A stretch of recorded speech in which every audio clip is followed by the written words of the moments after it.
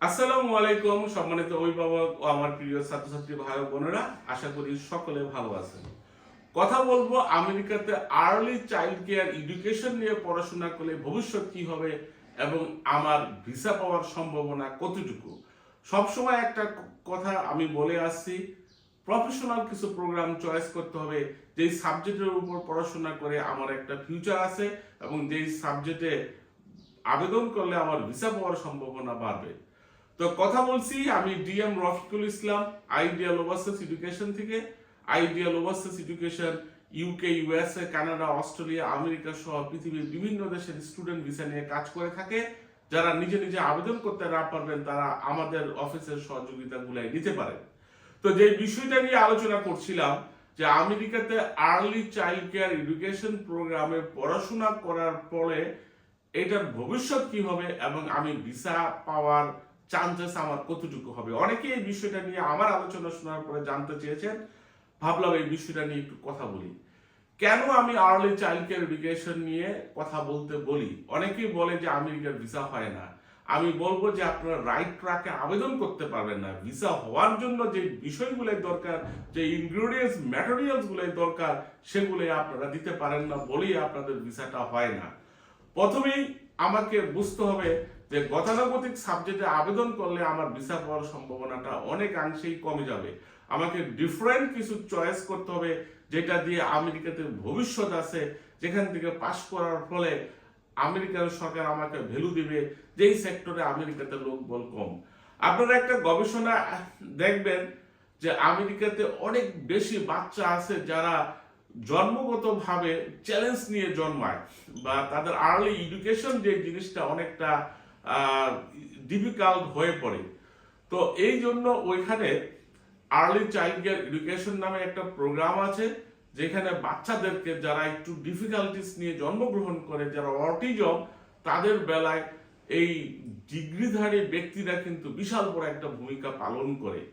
তো early child care education নিয়ে যদি আপনি পড়াশোনা করেন, আপনি যদি আমেরিকাতে স্থায়ীভাবে ভবিষ্যতে বসবাস করতে চান, সেক্ষেত্রে কিন্তু আমেরিকার সরকারের জবগুলোই কিন্তু আপনি করতে পারেন। আপনি যখন আর্লি চাইল্ড কেয়ার সাবজেক্টটা চয়েস করবেন এবং এটা যদি পড়াশোনা করেন, এই সাবজেক্টটা অন্য 10টা স্টুডেন্টের থেকে আপনাকে আলাদা করে দেবে এবং at the same time American সরকারের এই সেক্টরে লোকবল দরকার। ভবিষ্যতে আপনি যখন পাশ করে বের হবেন, সেক্ষেত্রে কিন্তু আপনার জব নিয়ে কোনো টেনশন করতে হবে না। যারা চিন্তা ভাবনা করতেছেন আমেরিকাতে পড়াশোনা করবেন, যেই ব্যাকগ্রাউন্ডের স্টুডেন্ট হোক না কেন, সে সায়েন্সের স্টুডেন্ট হতে পারে, আর্টসের স্টুডেন্ট হতে পারে, বিজনেসের স্টুডেন্ট হতে পারে, তাদের প্রতি পরামর্শ থাকবে আপনারা যদি ইন্টারেস্ট ফিল করেন স্পেশালি ব্যাচেলর প্রোগ্রামে আর্লি চাইল্ড কেয়ার এডুকেশনটাকে চয়েস করতে পারেন। এই সাবজেক্টে কিন্তু ভিসা হওয়ার চান্সেস অনেক বেশি, কেননা এই সাবজেক্টের লোকবল এই মুহূর্তে আমেরিকান গভর্নমেন্টের দরকার, আমেরিকার সরকারের দরকার, কেননা এই সেক্টরে লোকবল কম। তাই আপনারা যদি ভিসাটা মোটামুটি ভাবে নিশ্চিত করতে চান, আপনারা যদি একটা সুন্দর ভবিষ্যৎ আমেরিকাতে করতে চান, এই যে সাবজেক্টটা bachelor program early child care education, এই সাবজেক্টটা চয়েস করতে পারেন। এখানে যদি সম্ভব হয় ফান্ডিং নিয়ে পড়াশোনা করার চেষ্টা করবেন।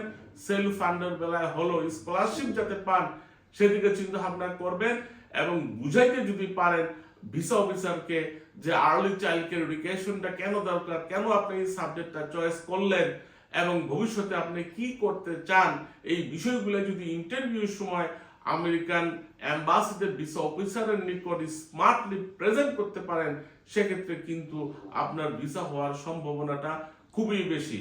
গতানুগতিক সাবজেক্ট আপনারা চয়েস করবেন না, প্রফেশনাল সাবজেক্টগুলো চয়েস করবেন যেখানে একটা ভবিষ্যৎ আছে এবং আপনার সাবজেক্ট দেখে ভিসা অফিসার যাতে আপনাকে গুরুত্ব দেয়, আপনার সাবজেক্ট দেখে ভিসা অফিসার যাতে মনে করে যে না, এই সাবজেক্টে আমাদের দেশের লোক বলে প্রয়োজন, বা এই সাবজেক্টে একজন স্টুডেন্ট যদি আমেরিকাতে গিয়ে থেকেও যায় তাতেও করে আমাদের বেনিফিটেড আমরা হব।